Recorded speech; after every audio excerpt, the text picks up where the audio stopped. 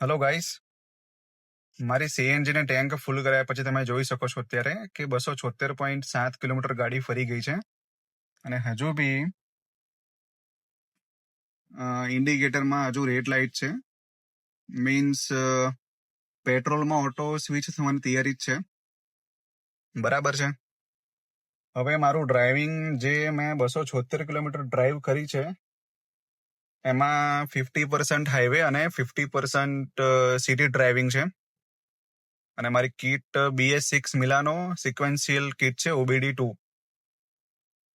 સો હવે તમે સમજો કે મારે 10 કિલોની ટાંકી મેં ફિટ કરાવી હતી new Maruti auto gas સરખેજમાં.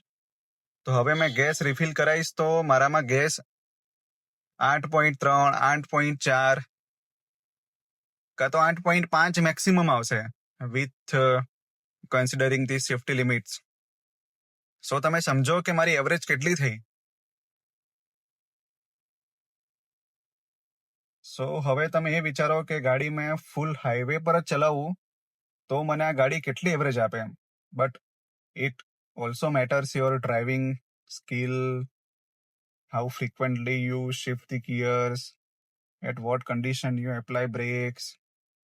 So everything matters. But હા, એટ લાસ્ટ જો તમારે સીએનજી કીટ ફિટ કરાવી હોય તો એક જ જગ્યા છે આપણા ગુજરાતમાં best, new Maruti auto gas Sarkhej કાં તો સુરત. એમનું ઇન્સ્ટોલેશન સ્કિલ ગણો બધું જ જોરદાર છે. Means in terms of reducer ક્યાં ફિટ કરવું, ક્યાં હીટ એને આવશે, એકદમ બધું તમને ફાઇન ટ્યુનિંગ કરીને આપે છે. So thank you guys.